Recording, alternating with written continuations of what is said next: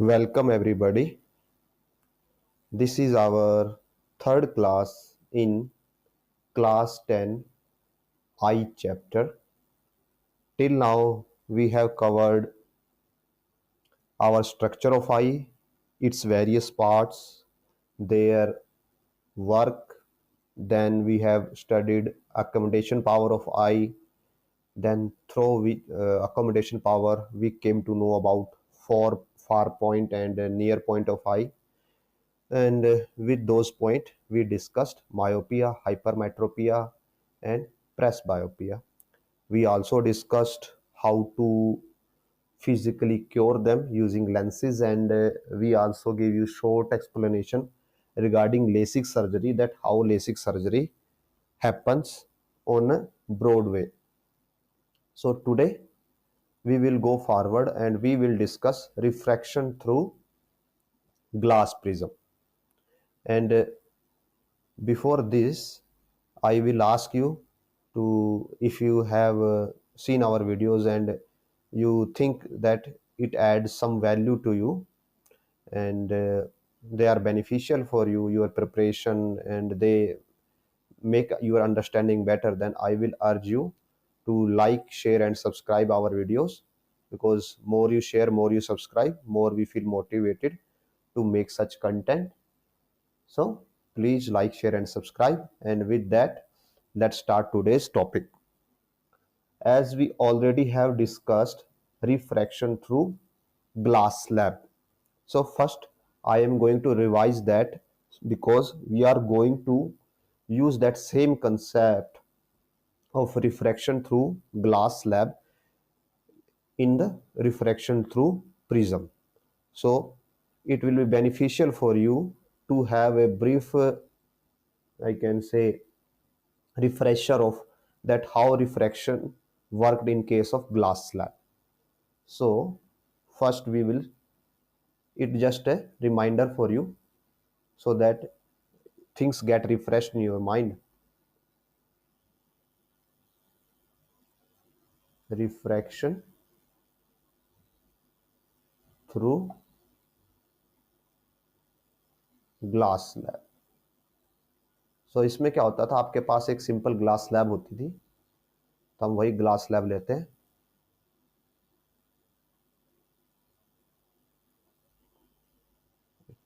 Let us take it with fill. तो suppose कीजिए हमारे पास ग्लास स्लैब है. अब क्या करते थे, हम इस पे लाइट इंसिडेंट करवाते थे. तो हमें लाइट इंसिडेंट करवानी है. देन सपोज हमारी जो लाइट इंसिडेंट है वो ग्रीन कलर की है. सो ये हो जाती है हमारी इंसिडेंट लाइट, और इसको हम आगे तक लेके जाते हैं सो दैट हम इसके साथ बाकी की चीज़ों को कंपेयर कर सके. ये इंसिडेंट लाइट हो गई. अब हमें इस पे नॉर्मल ड्रॉ करना होगा यहाँ पे. सो ये हो गया नॉर्मल.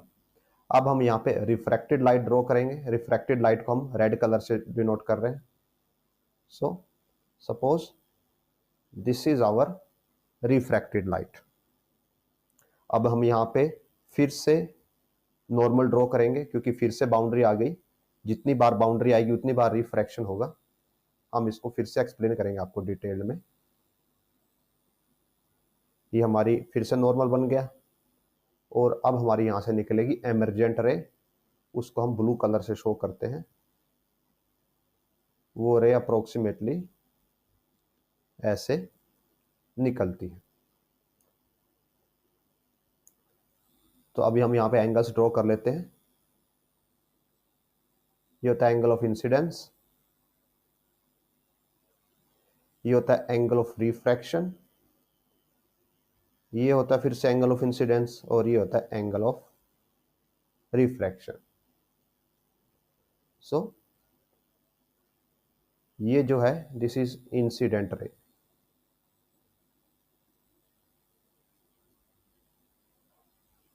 ये है रिफ्रैक्टेड रे,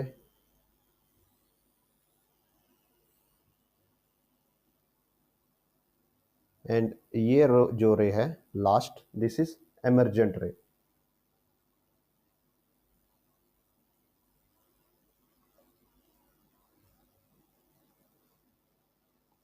यहाँ पे हम इसको बोलते हैं एंगल x, इसको बोलते हैं y, इसको बोलते हैं z और इसको बोलते हैं m। तो जो एंगल x है वो है इंसिडेंट एंगल,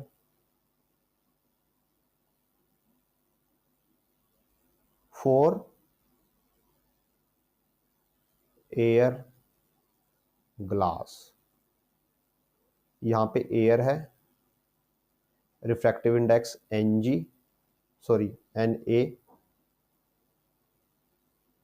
और ये ग्लास है तो रिफ्रैक्टिव इंडेक्स Ng। तो जो ये वाला एंगल है ये इंसिडेंट एंगल है, किसके लिए? एयर ग्लास के लिए। एयर और ग्लास का जो इंटरफेस है उसके लिए इंसिडेंट एंगल है। और जो y है दिस इज, हम इसको सेपरेट साइड में लिखते हैं,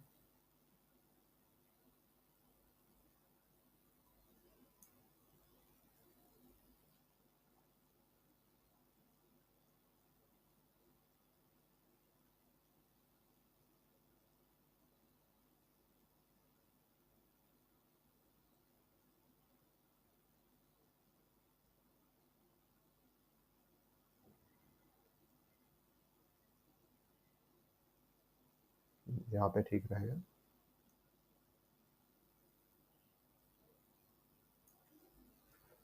सो एंगल x जो y है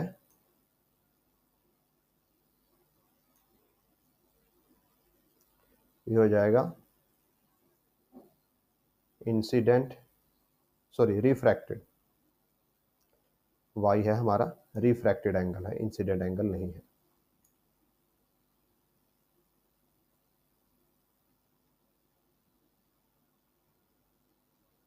for air slash glass, air और ग्लास के इंटरफेस के लिए y है जो रिफ्रैक्टेड एंगल है। अब आते हैं एंगल z पे जो यहां पे बना हुआ है। एंगल z है इंसिडेंट एंगल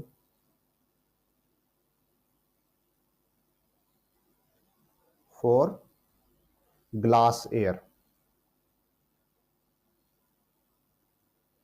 x के केस में जो लाइट रे थी वो एयर से ग्लास में जा रही थी, तो इसलिए हमने एयर स्लैश ग्लास लिखा। z के केस में लाइट है जो ग्लास से एयर में जा रही है, इसलिए हम ग्लास स्लैश एयर लिख रहे हैं। और ऐसी एंगल m है that is refracted angle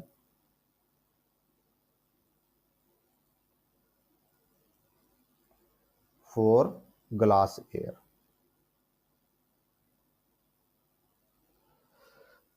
so ये हो गया हमारे बेसिक्स एंगल। तो यहां से एक रे आती है, वो रिफ्रैक्ट होती है और फिर से रिफ्रैक्ट होती है। दो बार रिफ्रैक्शन होता है, पहले कहां पे? जहां पे एयर और ग्लास का इंटरफेस है, और फिर दूसरे बार जहां पे ग्लास और एयर का इंटरफेस है। तो ऐसे हमारे पास टोटल दो रिफ्रैक्शन होते हैं।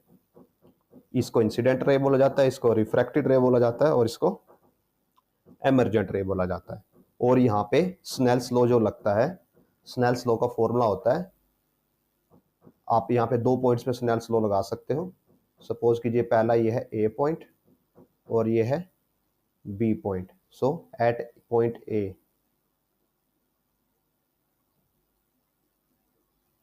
जब ए पॉइंट पे स्नेल्स लॉ लगाते हैं तो हमें मिलता है refractive index of air into incident angle. सो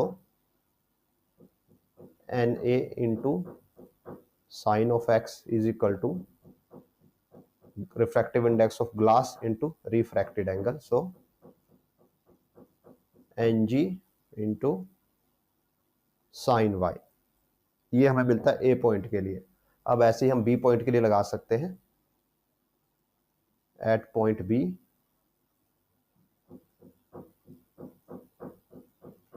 अब ग्लास से एयर में आ रही है तो refractive index of glass into sine of incidence angle, so Ng sine z is equal to, air के अंदर जा रही है, so N A into sine of M. तो हमारे पास ये दो रिलेशन मिल जाते हैं स्नेल्स लॉ का यूज करके। और ये है रिफ्रैक्शन थ्रू ग्लास स्लैब। अब हमें सेम बनाना है किसके लिए, प्रिज्म के लिए। तो हम अब एक प्रिज्म तैयार करेंगे और प्रिज्म के लिए एज इट इज पूरा का पूरा यही सेम प्रोसेस को फॉलो करेंगे। So now refraction through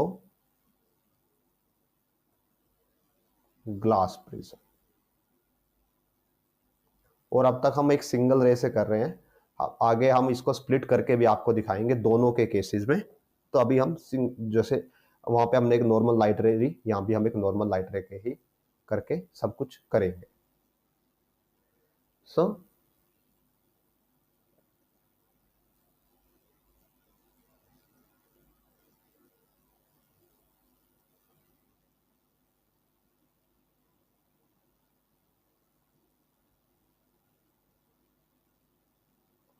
suppose कीजिए ये प्रिज्म है, अब इस पे कोई लाइट हम इंसिडेंट करवाते हैं, इंसिडेंट लाइट।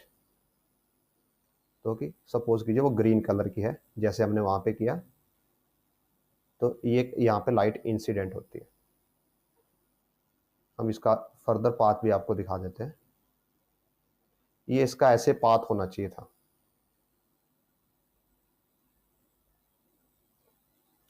अब हम यहाँ पे एक नॉर्मल ड्रॉ करेंगे। नॉर्मल किस पे ड्रॉ होता है, सरफेस पे।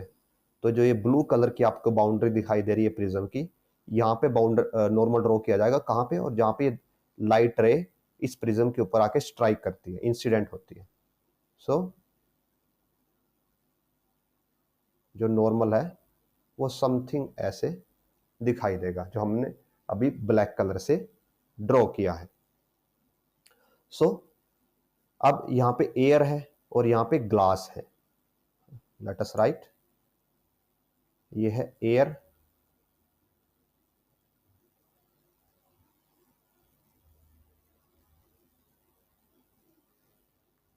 एयर का रिफ्रैक्टिव इंडेक्स Na, और ये है ग्लास, रिफ्रैक्टिव इंडेक्स Ng। और हमें ये पता है ग्लास का रिफ्रैक्टिव इंडेक्स एयर के रिफ्रैक्टिव इंडेक्स से ज़्यादा होता है। मींस ग्लास क्या है, ऑप्टिकली डेंसर मीडियम है, एयर ऑप्टिकली रेयर मटेरियल है। और हमने ये आपको बताया था हमारे प्रीवियस क्लास में, जब हमने प्रीवियस चैप्टर में एक टॉपिक को रिफ्रैक्टिव इंडेक्स को कवर किया था, कि जब भी रेयर टू डेंसर जाएगी, means less refractive index to high refractive index light जाती है, तो वो होती है बेंड टुवर्ड्स द नॉर्मल। यहाँ पे नॉर्मल कौन सा है, ये जो ब्लैक लाइन है, जो लाइट है नॉर्मल उसको ग्रीन पाथ फॉलो करना चाहिए था, पर अभी वो रेयर टू डेंस जा रही है, तो अभी वो ग्रीन पाथ फॉलो ना करके इस ब्लैक वाली लाइन की तरफ बेंड हो जाएगी। तो हम जो रिफ्रैक्टेड रे है उसको रेड कलर से शो करते हैं। तो ये रिफ्रैक्टेड रे कुछ ऐसे जाएगी, रिफ्रैक्टेड रे ऐसे निकलेगी।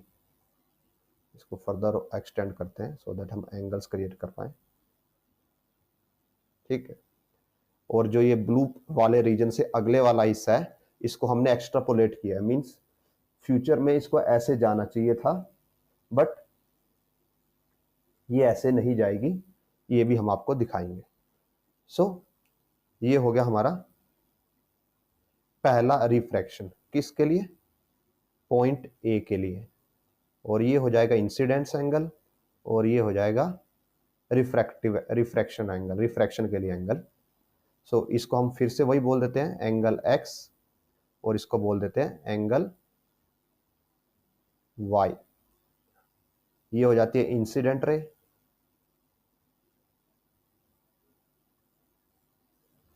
और इसको इधर नहीं इधर बनाते हैं, ये हो जाती है रिफ्रैक्टेड रे।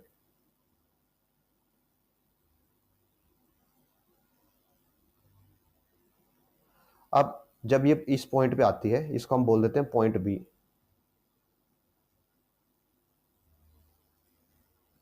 पॉइंट बी पे आने के बाद भी रिफ्रैक्शन होगा, क्योंकि फिर से मीडियम चेंज हो रहा है, अभी ग्लास से एयर में जा रही है। तो हम फिर से पहले क्या करते हैं, नॉर्मल ड्रॉ करते हैं। तो यहाँ पे नॉर्मल समथिंग लाइक ऐसे जाएगा। अब लाइट क्या जा रही है, high refractive index to low refractive index जा रही है।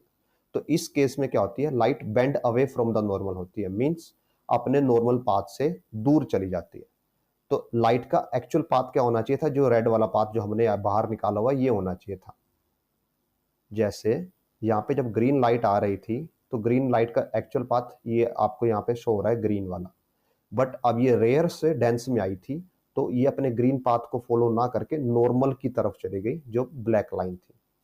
अब लाइट डेंस टू रेयर जा रही है तो ये अपने पाथ को फॉलो नहीं करेगी, बट अब ये रिवर्स पाथ फॉलो करेगी। कैसे कि पहले वो बेंड टुवर्ड्स द नॉर्मल हुई थी, अब bend away from the normal होगी।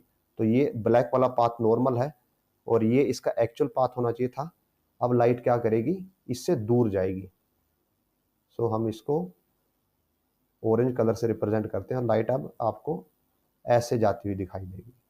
अब वो नॉर्मल से और दूर हो गई, पहले वो नॉर्मल के पास हुई थी, अब वो नॉर्मल से और दूर हो गई। और इसको बोला जाता है, यहां पे ये होगा एंगल ऑफ रिफ्रैक्शन और ये हो जाएगा एंगल ऑफ इंसिडेंस।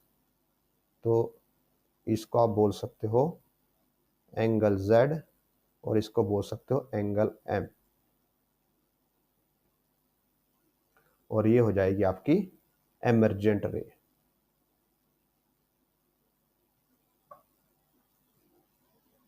अब अगर आप इस लाइन को, ये जो रिफ्रैक्ट एमर्जेंट रे है, इसको एक्स्ट्रापोलेट करो अंदर की तरफ, ऐसे आप इसको अंदर की तरफ एक्स्ट्रापोलेट करोगे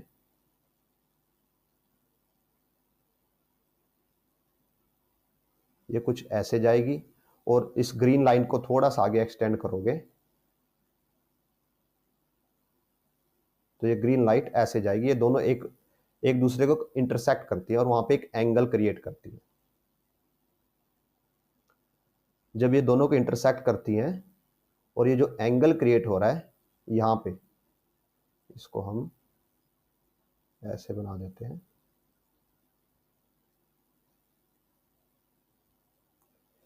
ये जो है इसको बोला जाता है एंगल ऑफ डेविएशन, कि लाइट कितना डेविएट हुई। ये उसका ओरिजिनल पाथ था और ये उसका एक्चुअल पाथ है रिफ्रैक्शन के बाद। तो जो दोनों पाथ के बीच में एंगल होता है उसको बोला जाता है एंगल ऑफ डेविएशन। और ये जो प्रिज्म का ऊपर वाला हिस्सा है, यहाँ पे जो एंगल बनता है इसको बोला जाता है एंगल ऑफ प्रिज्म। सो हम इसको एक बार आपको फिर से एक्सप्लेन कर देते हैं। पहले एक इंसिडेंट लाइट आती है, वो एक पॉइंट पे स्ट्राइक करती है जो कि पॉइंट है ए, और इस पॉइंट पे क्या होता है, light rare medium to dense medium में जा रही है, optically rare medium to optically dense medium के अंदर जा रही है। तो वो बेंड टुवर्ड्स द नॉर्मल होती है, नॉर्मल की तरफ मुड़ेगी। हमारा नॉर्मल है जो ब्लैक लाइन से रिप्रेजेंट होता है, एक्चुअल पाथ ग्रीन लाइट का ग्रीन से रिप्रेजेंट हो रहा था, तो वो ग्रीन की तरफ ना जाके नॉर्मल की तरफ थोड़ी चली गई और अब उसने रेड वाला पाथ फॉलो किया। वो रेड वाला पाथ फॉलो करती है, आगे जाती है और पॉइंट बी पे जाके स्ट्राइक करती है जहां पे बाउंड्री है किसकी, ग्लास की और एयर की। अब यहाँ पे रिफ्रैक्टिव इंडेक्स में चेंज आ रहा है तो फिर से रिफ्रैक्शन होगा। तो हमने रिफ्रैक्शन के लिए फिर से हमने एक नॉर्मल ड्रॉ कर लिया। अभी लाइट ऑप्टिकली डेंस मटेरियल से ऑप्टिकली रेयर मटेरियल में जा रही है। तो इस सिनेरियो में क्या होता है, light bend away from the normal होती है, क्योंकि अभी वो हाई डेंसिटी से हाईली डेंस मटेरियल से लो डेंस मटेरियल में जा रही है। तो अब लाइट सपोज कीजिए एक टाइप से ऐसा होता है कि फ्री हो गई, तो वो अब ज़्यादा वेलोसिटी से भागेगी, तो दूर भागती है किससे, नॉर्मल से। तो रेड उसका एक्चुअल पाथ होना चाहिए था, जो ब्लैक हमने ये ऐसे ड्रॉ किया है ये नॉर्मल है, तो वो नॉर्मल से और रेड से दोनों से दूर जाती है और ये ऑरेंज वाला पाथ फॉलो करती है और इसको बोला जाता है एमर्जेंट रे। एंगल एक्स इंसिडेंट एंगल है किसके लिए, एयर ग्लास इंटरफेस के लिए। एंगल वाई रिफ्रैक्टिव एंगल है एयर ग्लास इंसिडेंस इंटरफेस के लिए। यहाँ पे एंगल जेड बनाया है हमने, एंगल जेड इंसिडेंट एंगल है ग्लास एयर इंटरफेस के लिए। एंगल एम रिफ्रैक्टिव एंगल है ग्लास एयर इंटरफेस के लिए। यहाँ पे एयर ग्लास इंटरफेस है, पॉइंट ए जो पॉइंट है वो है एयर ग्लास इंटरफेस, और जो पॉइंट बी है वो है ग्लास एयर इंटरफेस। अब जो इंसिडेंट रे है और एमर्जेंट रे है, अगर दोनों को आप एक्स्ट्रापोलेट करके एक दूसरे से मिलाते हो तो उनके बीच में जो एंगल बनता है वो बनता है, उसको बोला जाता है एंगल ऑफ डेविएशन। और जो प्रिज्म का एंगल होता है, जो प्रिज्म का टॉप मोस्ट एंगल है, उसको बोला जाता है एंगल ऑफ प्रिज्म। और अगर यहां पे भी आप स्नेल्स लॉ लगाते हो, किसके लिए, एट पॉइंट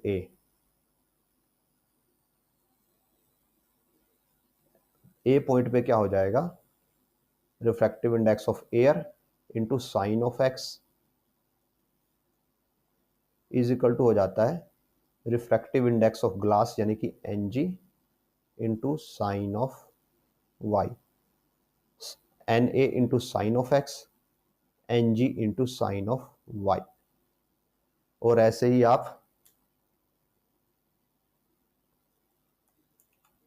बी पॉइंट के लिए कर सकते हो।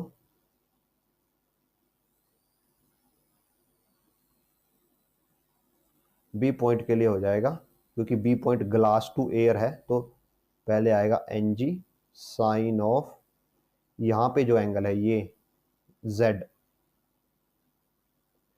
Equal to N A sine of जो ये रिफ्रैक्टिव एंगल है दैट इज m। सो ये हमने कंप्लीट कर लिया सिंगल रे के लिए प्रिज्म के थ्रू रिफ्रैक्शन।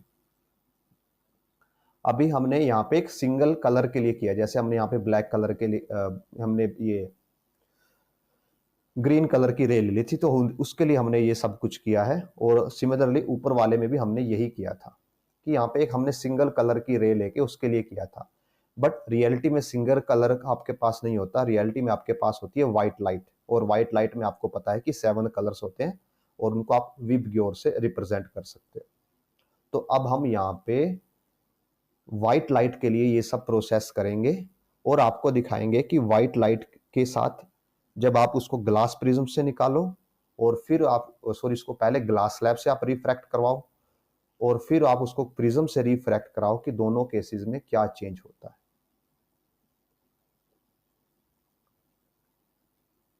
तो हम अब ये चीजें डिस्कस करेंगे। उससे पहले हम आपको प्रिज्म का डायग्राम एक प्रॉपर वे में दिखा देते हैं। तो आप अपनी स्क्रीन पे ये एक प्रिज्म का रिफ्रैक्शन का एक प्रॉपर डायग्राम देख सकते हैं, जहां पे जो हमारी पी क्यू है ये इंसिडेंट रे है, ये एक पॉइंट पे जाके इंसिडेंट करती है, और यहाँ पे जो आई है that is angle of incidence. ये जो एन टू एन डैश है ये नॉर्मल है, और जो इसको आगे बढ़ाया गया है ये पी क्यू जी एच, ये हमने इंसिडेंट रे का पाथ को आगे बढ़ाया हुआ है, ये सोच के कि अगर ये इससे नॉर्मली क्रॉस करती तो ऐसे जाती। अब क्या हो जाती है, पी क्यू जो रे है वो यहाँ पे स्ट्राइक करने के बाद रिफ्रैक्ट होती है और ये वाला पाथ फॉलो करती है, तो इसको बोला जाता है रिफ्रैक्टेड रे। ई एफ क्या हो जाएगी, रिफ्रैक्टेड रे। और ये जब इस पॉइंट पे आती है तो यहाँ से फिर से रिफ्रैक्ट होती है और बन जाती है आर एस, और जो आर एस है इसको बोला जाता है emergent ray. Now I angle of incidence है, R angle of angle of refraction है, यहाँ पे ये एंगल ऑफ इंसिडेंस होगा, और ई है जो एंगल ऑफ, आप इसको एमर्जेंस बोल सकते हो। एम डैश यहाँ पे नॉर्मल है। आप जब एमर्जेंट रे को पीछे प्लॉट करते हो और इंसिडेंट रे को फॉरवर्ड प्लॉट करते हो तो दोनों एक दूसरे के साथ एंगल डी बनाती है, इसको बोला जाता है एंगल ऑफ डेविएशन। और जो यहाँ पे एंगल ए है वो है एंगल ऑफ प्रिज्म। ओके, तो ये हो गया हमारा रिफ्रैक्शन का बेसिक्स, और ये हमने एक सिंगल रे के लिए किया जिसमें एक सिंगल कलर हो कोई। बट रियलिटी में हमारे पास सिर्फ क्या होता है, व्हाइट लाइट होती है जो हम डे टू डे ऑब्जर्व करते हैं, और उस केस में व्हाइट लाइट के अंदर 7 कलर्स होते हैं, राइट। तो हमें अब उस प्रैक्टिकल फिनोमेना के लिए डिस्कशंस करनी है। पहले हम ग्लास स्लैब के लिए करेंगे और फिर हम प्रिज्म के लिए करेंगे, और वहां पे आपको एंगल्स समझने के लिए हमें आपको थोड़ा सा थ्योरेटिकल कंसेप्ट समझाना होगा रिफ्रैक्टिव इंडेक्स और वेवलेंथ के बीच में एक जो रिलेशन होता है वो रिलेशन हम आपको एक्सप्लेन करेंगे। So let us start.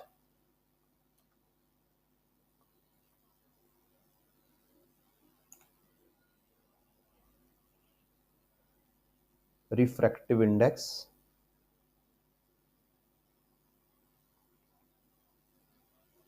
And wavelength.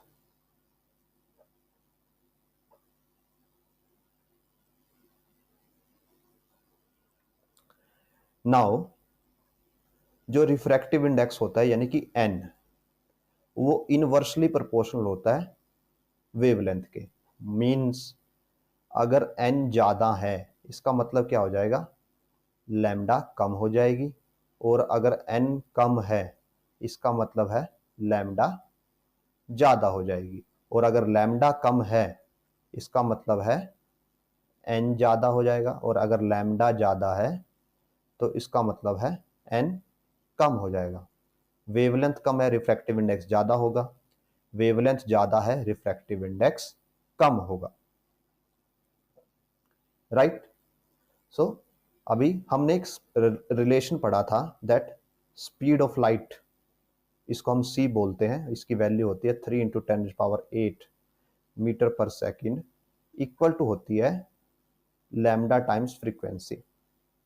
Wavelength time frequency speed of light का रिलेशन होता है। तो आपको ये पता है ये वैल्यू कांस्टेंट है, वैक्यूम के लिए या एयर के लिए वैल्यू फिक्स रहती है।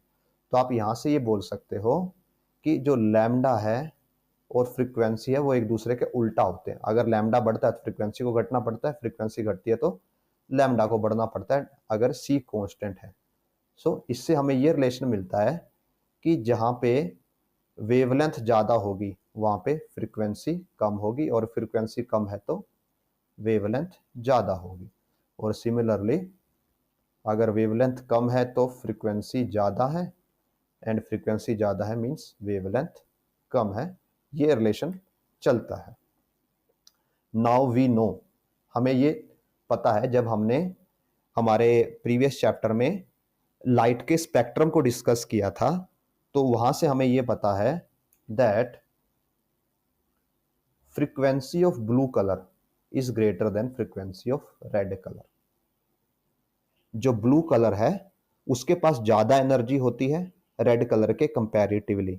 जो ब्लू कलर है वो किसके पास होता है, blue colour ultraviolet region के पास में होता है, और रेड कलर होता है इंफ्रारेड रीजन के पास।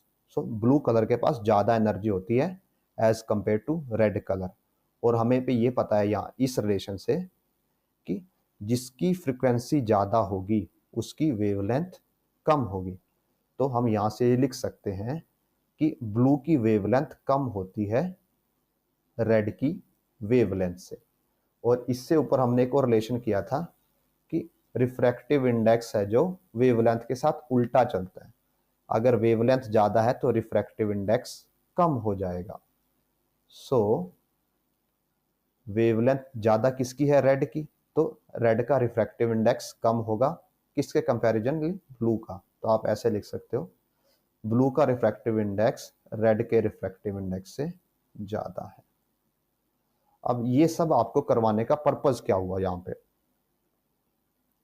हमने जितना आपको ये समझाया, हमने पहले आपको बताया कि रिफ्रैक्टिव इंडेक्स वेवलेंथ के उल्टा चलता है। मींस अगर रिफ्रैक्टिव इंडेक्स कम है तो वेवलेंथ ज़्यादा है, और वेवलेंथ ज़्यादा है मींस रिफ्रैक्टिव इंडेक्स कम है। फिर हमने आपको फ्रीक्वेंसी और वेवलेंथ का रिलेशन बताया कि फ्रीक्वेंसी और वेवलेंथ भी एक दूसरे के उल्टे चलती है। फ्रीक्वेंसी ज़्यादा है, अगर फ्रीक्वेंसी ज़्यादा है तो वेवलेंथ कम हो जाएगी। नाउ वी नो कि ब्लू की फ्रीक्वेंसी ज़्यादा होती है बिकॉज ब्लू के पास एनर्जी ज़्यादा होती है। तो ब्लू की फ्रीक्वेंसी ज़्यादा है रेड से, तो ब्लू की वेवलेंथ कम हो जाएगी रेड से। और अगर ब्लू की वेवलेंथ कम है मीन्स ब्लू का रिफ्रैक्टिव इंडेक्स ज़्यादा है रेड के कंपैरिजन में। सो अब नाउ वाई, ये सब करने का रीज़न क्या है। तो अगर हम एक बार ऊपर जाएं ग्लास स्लैब के लिए, नॉर्मल ग्लास स्लैब के लिए, और वहां पे हमने स्नेल्स लॉ डिस्कस किया था। हम सिर्फ अभी इस पॉइंट के लिए बात कर रहे हैं, ए पॉइंट के लिए। तो ए पॉइंट के लिए हमारे पास ये रिलेशन था Na sin x equal to Ng sin y। तो हम इसको वहां पे एज इट इज लिख लेते हैं। हमारे पास रिलेशन था N A sine X is equal to N G sine Y. ये हमारे पास रिलेशन हो गया और हम उस डायग्राम को भी अपने पास एज इट इज ले आते हैं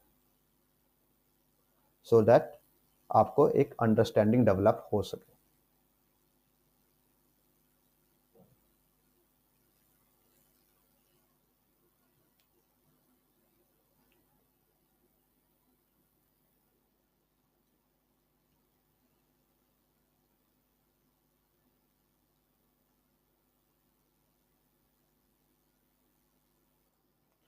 सो अब आप ये डायग्राम देख पा रहे हैं और ये रिलेशन देख पा रहे हैं। यहां पे हमने इंसिडेंट रे करवाई थी, इसको स्ट्राइक करवाया था ए पॉइंट पे। सो लेट अस कंसीडर जो हमारी इंसिडेंट रे है,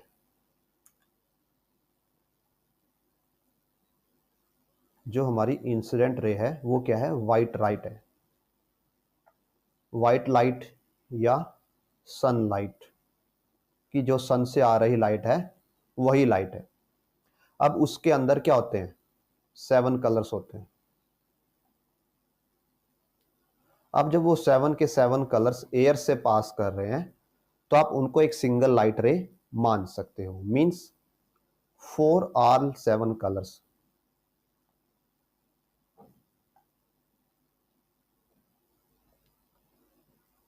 refractive index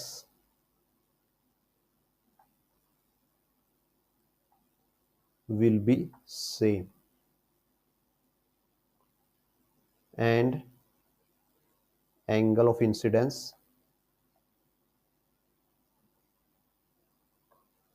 will be same। Refractive index same क्यों रहेगा, बिकॉज जो एयर है हम उसको वैक्यूम के बराबर ही मान के चलते हैं, इसलिए कलर्स का रिफ्रैक्टिव इंडेक्स एयर में बदलेगा नहीं। व्हाई, बिकॉज जो वैक्यूम का रिफ्रैक्टिव इंडेक्स है उसको 1 माना जाता है और जो एयर का रिफ्रैक्टिव इंडेक्स है दैट इज 1.003।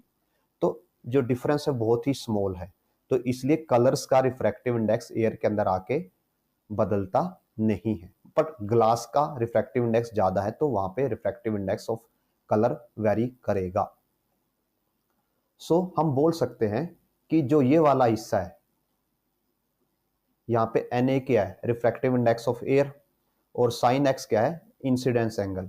अगर लाइट रे सेम आ रही है तो एंगल ऑफ इंसिडेंस सबके लिए बराबर रहेगा, और बिकॉज जो एयर का रिफ्रैक्टिव इंडेक्स है वो वैक्यूम के लगभग बराबर ही है, तो ये रिफ्रैक्टिव इंडेक्स ऑफ एयर सबके लिए इक्वल रहेगा, उसमें कोई फर्क नहीं आने वाला। तो ये टर्म तो सबके लिए इक्वल रहेगी। तो हम यहाँ पे 2 कलर्स के लिए कैलकुलेशन कर रहे हैं, एक रेड के लिए और एक ब्लू के लिए। बाकी के बीच के कलर्स के लिए आप नॉर्मली एक्स्ट्रापोलेट कर सकते हो चीजों को। सो हम यहाँ पे लिखते हैं N A sine of X equal to क्या हो जाएगा, जब हमारे पास 7 कलर्स आए हैं तो 7 में एक रेड कलर है, एक ब्लू कलर है। अब रेड कलर का अपना रिफ्रैक्टिव इंडेक्स है, ब्लू कलर का अपना रिफ्रैक्टिव इंडेक्स है, और वो कहाँ से आ रहा है, हमने यहाँ पे आपको एक्सप्लेन किया कि ब्लू कलर का रिफ्रैक्टिव इंडेक्स ज्यादा होता है रेड कलर से। क्यों ज्यादा होता है, क्योंकि रेड कलर की वेवलेंथ ज्यादा होती है ब्लू कलर से। सो यहाँ पे आएगा refractive index of red colour into angle of refraction for red colour, और ऐसे ही ब्लू कलर के लिए N B refractive angle of blue colour. ये रिलेशन दोनों के लिए ट्रू होगा। अब अगर आप देखें ये साइड दोनों के लिए इक्वल है, N A sine X N A sine X, means ये साइड भी दोनों, ये दोनों इक्वेशन एक दूसरे के इक्वल हो जाएंगे। तो आप ऐसे लिख सकते हो that N R sine of refractive angle for colour red and B sine of refractive angle for blue colour. अब आप क्या करते हो, आपको पता है कि जो ब्लू का रिफ्रैक्टिव इंडेक्स रेड से ज्यादा है, तो आप इसको एडजस्ट करते हो कैसे, sine of R R by sine of R B is equal to N B by N R. Now you know कि ब्लू का रिफ्रैक्टिव इंडेक्स ज़्यादा है रेड से। सपोज ब्लू का रिफ्रैक्टिव इंडेक्स 3 है, रेड का 2 है, तो अगर आप दोनों को डिवाइड करोगे तो क्या आएगा 1.5 मीन्स ग्रेटर देन 1। तो आप यहाँ से लिख सकते हो that N B by N R is greater than 1 है। सेम चीज को हम यहाँ पे डालते हैं that N B by N R is greater than 1 और sine R R by sine R B is greater than 1 implies sine of R R greater है किससे, साइन ऑफ आर बी से, और रेड कलर के लिए angle of refraction क्या है, ज्यादा है किसके कंपैरिजन में, ब्लू कलर के कंपैरिजन में। मींस अगर मैं यहां पे ग्लास स्लैब बनाऊं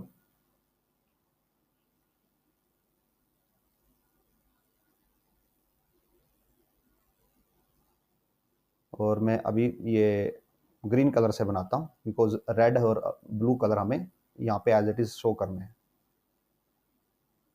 ये हमारी ग्लास स्लैब हो गई। हम यहाँ पे दो लाइट रे लेते हैं, दोनों इक्वल एंगल पे इंसिडेंट करवाते हैं। पहले हम ले रहे हैं रेड कलर के लिए,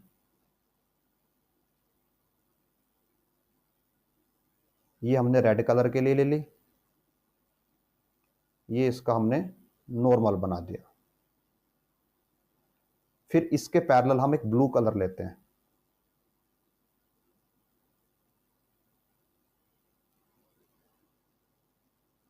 और इसका नॉर्मल बनाते हैं।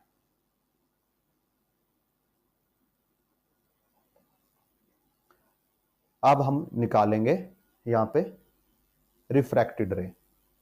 तो हमें यहां पता है कि रेड का, सॉरी यहां पे हम इसको ये रब करें, हाँ, रेड का रिफ्रैक्टिव एंगल ज्यादा है किससे, ब्लू से। मींस अगर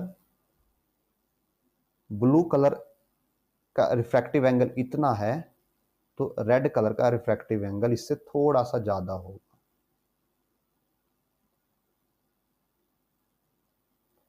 रेड कलर कुछ ऐसे रिफ्रैक्ट होगा, जो ये वाला एंगल है, ये एंगल इस एंगल से ज्यादा होगा। अगर ये है आर बी,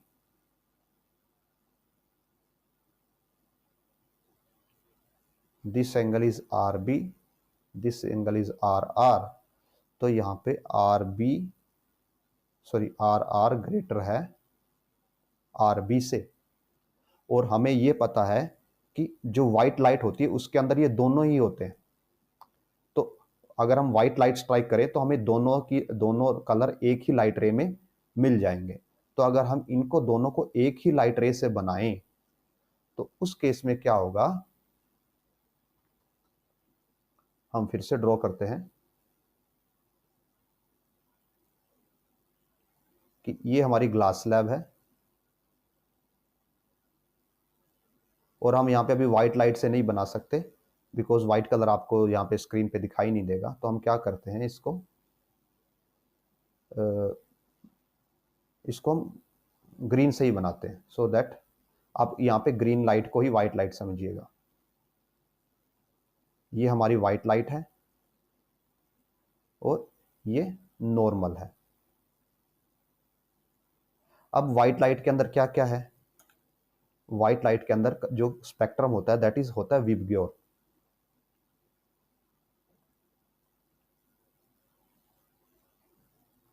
व्हाइट लाइट के अंदर वॉयलेट होता है VIBGYOR, violet, indigo, blue, green, yellow, orange, red. और हमें यहाँ पे पता है कि रेड का एंगल सबसे ज्यादा है किससे, ब्लू से। तो रेड का एंगल सबसे ज्यादा आएगा रिफ्रैक्टिव एंगल, फिर ऑरेंज का आएगा, फिर येलो का आएगा, फिर ग्रीन का, ब्लू, इंडिगो, वॉयलेट का। तो हम यहाँ पे हम सीधा जो ब्लू कलर है वही ले रहे हैं, मीन्स ब्लू कलर का एंगल सबसे कम होगा। सो मीन्स ब्लू कलर का एंगल सबसे कम होगा नॉर्मल के साथ। सो ये हो गया ब्लू कलर, ब्लू कलर का एंगल सबसे कम हो गया नॉर्मल के साथ। उसके बाद आएगा ग्रीन कलर, ग्रीन कलर हम यहाँ पे दिखाएंगे नहीं। उसके बाद आता है येलो, उसके बाद आता है ऑरेंज, और फिर आता है रेड। तो हम लास्ट वाला रेड दिखा रहे हैं, रेड का सबसे ज़्यादा होगा। तो सपोज ये रेड है ऐसे। तो ऐसे अगर आप देखो ध्यान से, तो हमने यहाँ पे क्या कर दिया, हमने रिफ्रैक्शन की हेल्प से, with the help of refraction,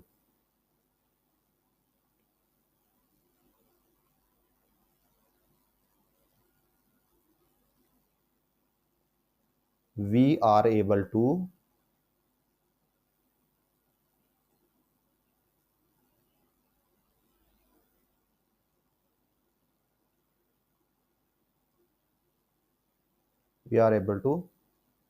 split the white light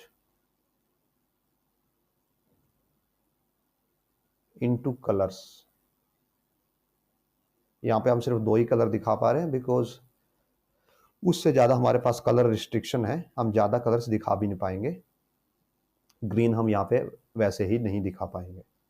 सो हमने यहाँ पे कलर्स को स्प्लिट कर दिया, किसकी हेल्प से, रिफ्रैक्शन की हेल्प से। और अभी तो हमने सिर्फ ये एक पॉइंट का रिफ्रैक्शन किया है, और हमने आपको एंगल्स भी दिखा दिए कि ये एंगल्स एज सच क्यों होते हैं, कि रेड का ज़्यादा क्यों आता है और ब्लू का कम क्यों आता है। हमने ये भी आपके लिए थ्योरेटिकली प्रूव कर दिया। तो अब हम आते हैं सेकंड पॉइंट पे। ये तो था हमारा पहला रिफ्रैक्शन, ए पॉइंट का रिफ्रैक्शन। हमारे पास 2 रिफ्रैक्शन होते हैं टोटल, एक ए पॉइंट पे होता है और दूसरा यहाँ पे बी पॉइंट पे होता है। तो हम आपको वो बी पॉइंट पे जाके दिखाते हैं इस ग्लास स्लैब के साथ। सो इस ग्लास स्लैब को फिर से ड्रॉ करते हैं। वही हम ग्रीन कलर की ग्लास स्लैब ले रहे हैं, और इसको आप वाइट कलर ही मानिएगा। अब हम इसको फिल नहीं करते। यहाँ पे अब हम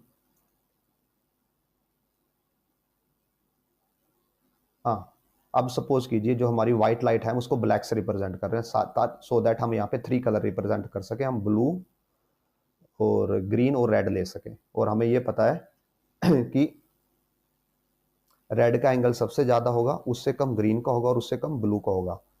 तो ग्रीन सबसे पहले आएगा, नॉर्मल के सबसे पास ग्रीन आएगा, फिर उसके बाद ब्लू आएगा, नॉर्मल के सबसे पास ब्लू आएगा, उससे थोड़ा आगे ग्रीन आएगा और उससे थोड़ा आगे रेड आएगा।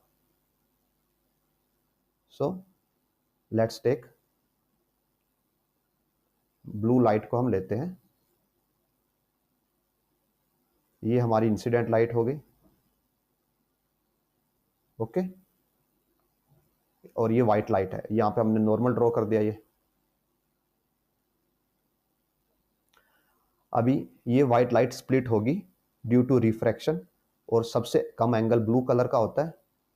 सो सबसे कम एंगल यहाँ पे ब्लू कलर का है, तो ब्लू कलर यहाँ पे जाके हिट करता है।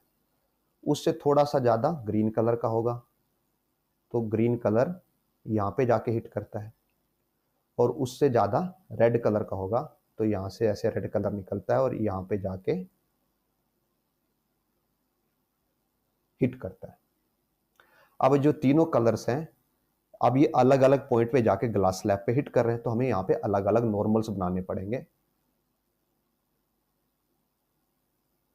तो ये पहले के लिए नॉर्मल है, ये दूसरे के लिए नॉर्मल है, और ये तीसरे के लिए नॉर्मल है, ओके। अब हम वापस अपने पहले डायग्राम पे चलते हैं जहां पे हमने स्नेल्स लॉ लगाए थे।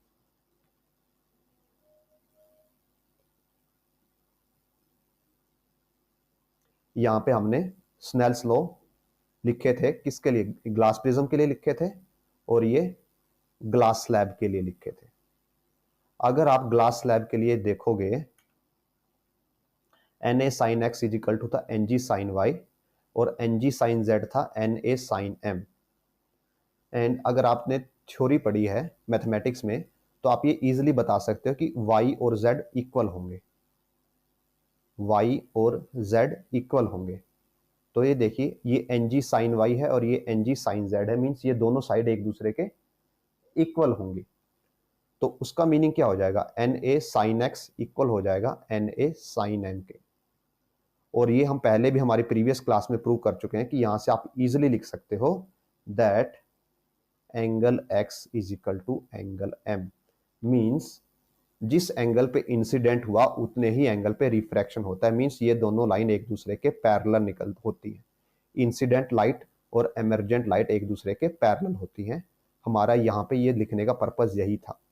तो अब अगर हम इस चीज को हमारे जो हमारा लेटेस्ट डायग्राम है उसमें अप्लाई करें, यहाँ पे अप्लाई करें, मीन्स ये जो ब्लू लाइट निकलेगी ये इस व्हाइट लाइट के पैरेलल होगी, जो ग्रीन लाइट निकलेगी वो भी इस लाइट के पैरेलल होगी, जो रेड लाइट बाहर निकलेगी वो भी इसके पैरेलल होगी, मीन्स ये तीनों लाइट रे एक दूसरे के भी पैरेलल होंगी। सो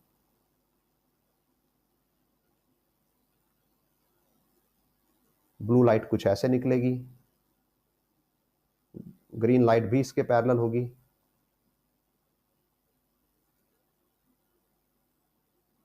और जो रेड लाइट निकलेगी वो भी इनके पैरेलल ही होगी। तो यहाँ पे आपको देखिए 3 कलर्स निकलते हुए दिखाई दे रहे हैं, मीन्स और एक्चुअल में 7 कलर्स होते हैं, तो यहाँ पे आपको ऐसे 7 कलर्स दिखाई देंगे। बट जब आप रियल में ग्लास स्लैब से ऐसे लाइट निकलते हुए देखते हो तो आपको कभी भी 7 कलर्स दिखाई नहीं देते। तो उसका रीजन ये है कि ये जो इनके बीच का सेपरेशन है, यहाँ पे हमने तो ये मैग्नीफाई करके दिखा दिया आपको बहुत ज़्यादा स्केल पे। इन रियलिटी जो ये मैग्निफिकेशन होता है, इनके बीच का जो डिस्टेंस है ये डिस्टेंस बहुत स्मॉल होता है। Distance between colours is very small. So इसलिए आपको सेपरेट कलर्स दिखाई नहीं देते। बट अगर आपको सेपरेट कलर्स देखने हैं सिर्फ only with the help of glass slab अगर देखने हैं तो क्या कीजिए, ग्लास स्लैब की थिकनेस को बढ़ा दीजिए। अगर आप बहुत ज़्यादा ग्लास स्लैब की थिकनेस ले लेते हैं, सपोज 1 किलोमीटर की आप ग्लास स्लैब ले लेते हैं, तो वहां पे आप कलर्स को इजीली देख पाएंगे। तो जो ग्लास स्लैब है वो भी कलर्स को स्प्लिट करता है, बट वहां पे जो डिफरेंस होता है वो डिफरेंस इतना कम होता है, इतना स्मॉल होता है कि हम कलर्स को अलग अलग देख नहीं पाते। और अलग अलग ना देख पाने की वजह से हम ये समझते हैं कि जो ओनली प्रिज्म है, प्रिज्म ग्लास स्लैब कलर्स को स्प्लिट करता है, ग्लास स्लैब नहीं करती। सो ग्लास स्लैब भी स्प्लिट करती है बट उनके बीच का डिफरेंस कम होता है, दैट्स वाई हम उनको देख नहीं पाते। अब हम आते हैं किस पे, सेम फिनोमेना हम अप्लाई करते हैं प्रिज्म के ऊपर। बिकॉज हम ग्लास स्लैब के लिए सब कुछ समझ चुके हैं तो हमें प्रिज्म पे अप्लाई करना और भी आसान हो जाएगा। तो हम सेम स्टार्ट करते हैं प्रिज्म के लिए कि हम प्रिज्म ड्रॉ करते हैं सबसे पहले तो, और हम प्रिज्म ड्रॉ कर रहे हैं ब्लैक कलर से ही ड्रॉ करते हैं सो दैट हम 3 कलर्स ले पाए। ये हमारा ये प्रिज्म के 2 फेसेस हो गए और ये इसका बेस हो गया। अब हम यहाँ पे लाइट इंसिडेंट करवाते हैं, ये हो गई इंसिडेंट लाइट, और अब हम यहाँ पे नॉर्मल प्लॉट करते हैं, ये हो गया नॉर्मल। तो एज हमें जैसा पता है कि ये जो व्हाइट लाइट है इसके अंदर 7 कलर्स होंगे, जैसे यहाँ पे थे हमने 3 ही कलर मान के हम चले थे, क्योंकि हमारे पास अभी 3 कलर का ही ऑप्शन है प्लॉट करने के लिए। तो और हमें ये पता है कि ब्लू कलर का एंगल सबसे कम होगा, उसके बाद ग्रीन कलर का होगा और उसके बाद रेड कलर का होगा। तो हम यहाँ पे सबसे कम एंगल पे ब्लू प्लॉट करेंगे, फिर ग्रीन प्लॉट करेंगे और फिर रेड प्लॉट करेंगे। सो फर्स्ट ब्लू,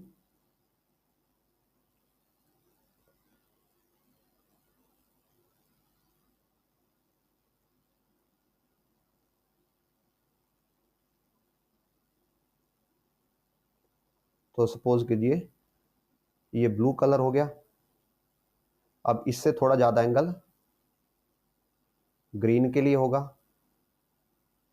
अब इससे थोड़ा ज्यादा एंगल रेड के लिए होगा। तो ऐसे हमने इनको प्लॉट कर दिया। अब जैसे वहां पे हमने इनको तीनों के लिए नॉर्मल्स बनाए थे, तो यहां भी इन तीनों के लिए नॉर्मल्स बनेंगे। सो हम ये ब्लैक कलर से नॉर्मल ड्रॉ करते हैं तीनों के लिए। ये रेड कलर के लिए नॉर्मल हो जाएगा, ये ग्रीन कलर के लिए नॉर्मल हो जाएगा, और ये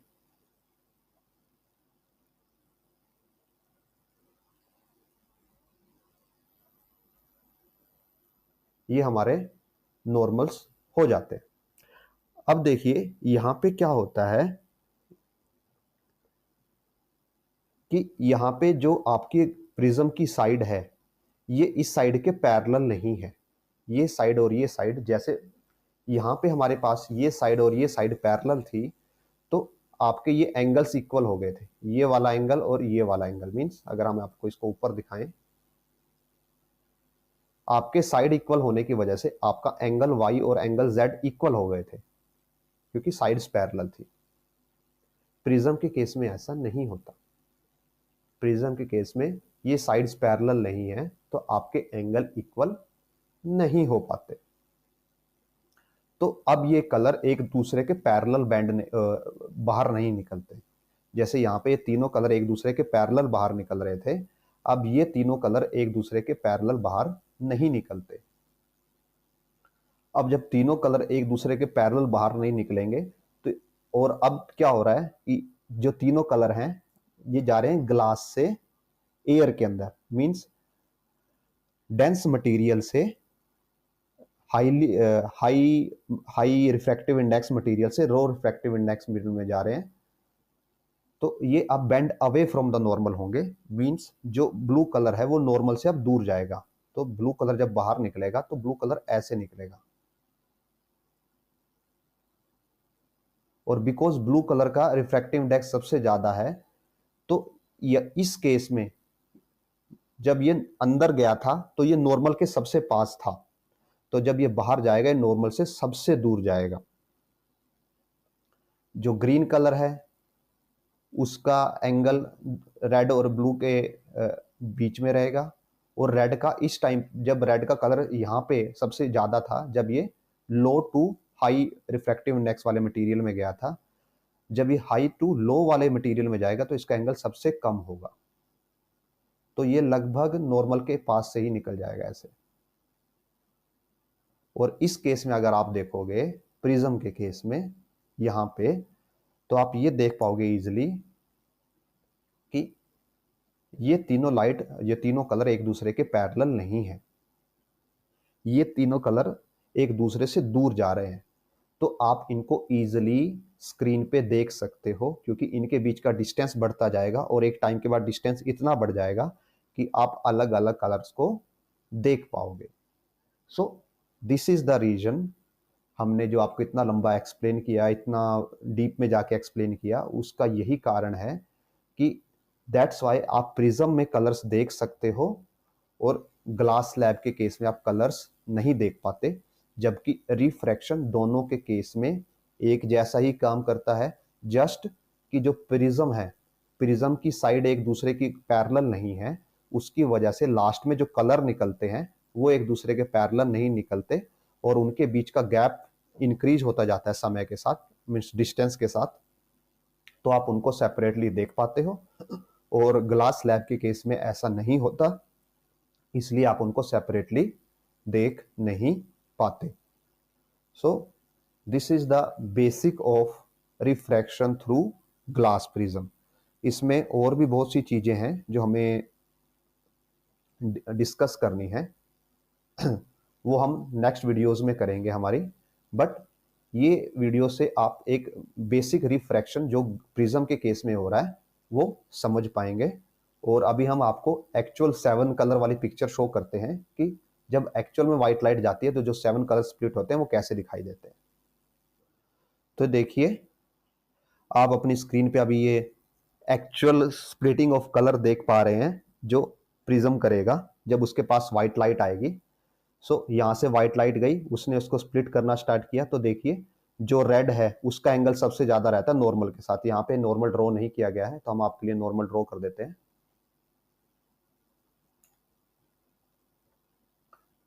यहाँ पे अगर नॉर्मल ड्रॉ करें इस सरफेस पे,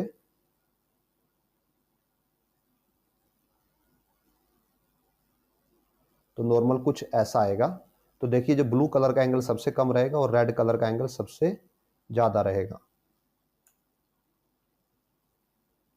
ये हो जाएगा ब्लू कलर का एंगल और ये होगा यहाँ पे रेड कलर का एंगल। रेड कलर का एंगल सबसे ज्यादा है, मीन्स रेड और ये जो भी ऑरेंज वाला पार्ट है इस कलर का एंगल सबसे ज्यादा होगा। और लास्ट में देखिए जो ब्लू कलर है वो सबसे ज्यादा बेंड होता है और जो रेड वाला है वो कम बेंड होता है। सो ऐसे ये जो कलर्स हैं एक दूसरे के पैरेलल नहीं निकलते, ये एक दूसरे से दूर जाते हुए निकलते हैं, जिसको आप बोलते हैं स्प्रेडिंग कलर्स निकलते हैं। डाइवर्जिंग टाइप, जैसे डाइवर्जिंग लेंस होता था वैसे ही यहाँ पे डाइवर्जिंग लाइट रेज निकलती हैं कलर्स के रूप में, और इसलिए आप यहाँ पे कलर्स को देख पाते हो। जबकि जो हमारी ग्लास लैब है वहाँ पे ऐसा डाइवर्जिंग नहीं निकलता, वहाँ पे पैरेलल निकलता है और वहाँ पे डिस्टेंस बहुत कम होता है। दैट्स वाई हम कलर्स को सेपरेटली देख नहीं पाते। सो इस वीडियो में आज हम इतना ही कवर करते हैं। अगर इस वीडियो से आपको एक बेटर इंफॉर्मेशन मिली हो, आपकी नॉलेज फर्दर इंप्रूव हुई है, तो आई विल अर्ज यू कि आप इस वीडियो को शेयर करें, लाइक करें, सब्सक्राइब करें। अगर आपके कोई कमेंट्स हैं, आपके कोई डाउट्स हैं तो वो भी कमेंट सेक्शन में डालें सो दैट हम उनको भी रिजोल्व कर पाएँ। बिकॉज जब आप लाइक करेंगे, शेयर करेंगे, कमेंट करेंगे तो हमें भी ऐसी वीडियोस और बनाने में मोटिवेशन मिलता है कि yes there are people who need such type of content, so we should make such type of content. So I will urge you to like, share and subscribe. It is zero cost way for you to support us. So do support us, do share, do like, do subscribe. With this, I take leave for today. We will meet in next video. Thanks for watching.